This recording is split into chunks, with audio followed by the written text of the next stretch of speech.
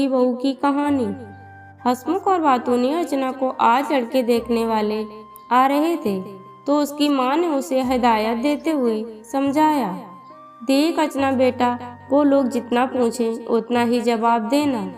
उनके सामने अपनी मास्टरी झाड़ने मत बैठ जाना और हाँ, हर बात पर खी कर हंसने मत लग जाना।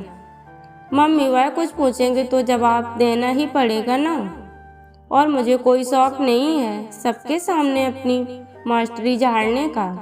वैसे अभी कौन सी मैं मास्टरनी बनी गई हूँ, और मम्मी हंसने की बात होगी तो हंसूंगी ही ना। अरे लड़के वालों के सामने थोड़ा शर्माना पड़ता है। क्यों शर्माना पड़ता है? वैसे लड़का तो आ नहीं रहा, लगता है शर्मा कर घर बैठ गया है, तो अब शर्माऊंगी किससे?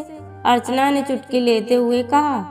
चुप कर बेशर्म, उसका पिता और बड़े भाई बहन आ रहे हैं, कुछ इज्जत रख लियो हमारी।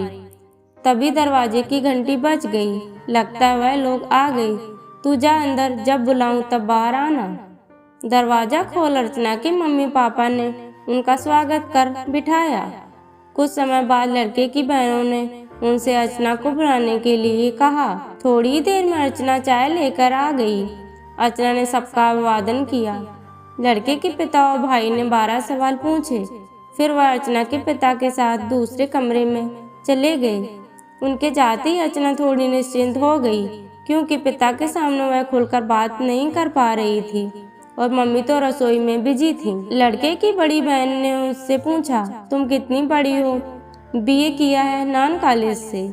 वह दोनों एक दूसरे का मुंह देखते हुए बोली, नॉन कॉलेज से मतलब? तब अर्चना ने उन्हें नॉन कॉलेज का मतलब समझाया। दीदी आप दोनों कहाँ तक पढ़ी हो? अर्चना ने पूछा। अर्चना का सवाल सुनकर दोनों एक दूसरे का मुंह देखने लगी। उन्हें उम्मीद नहीं थी कि वह भी कुछ पूछ सकती है। उन्होंने खिसियाते हुए कहा, 8वीं और 10वीं तक। अच्छा, तुमने जेबीटी की है ना? लड़के की दूसरी बहन ने पूछा। नहीं दीदी, मैंने ईटीई किया है। हमने तो सुना था तुमने प्राइमरी टीचर का कोर्स किया है। हाँ दीदी किया है, पर तुम तो मना कर रही हो कि तुमने जेबीटी नहीं की।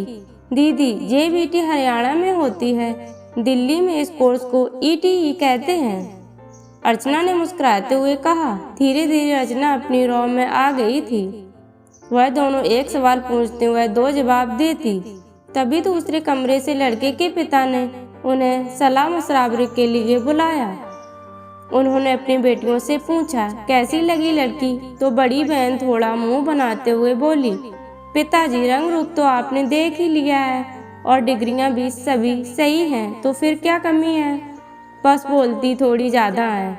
उसके जवाब को सुन लड़के का बड़ा भाई, जो इतनी देर से चुप बैठा सब सुन रहा था, तुनक कर बोला, गूंगी बहू ले आओ। बोलेगी ही नहीं। यह सुन दोनों बहनें चुप हो गईं और रिश्ता पक्का हो गया।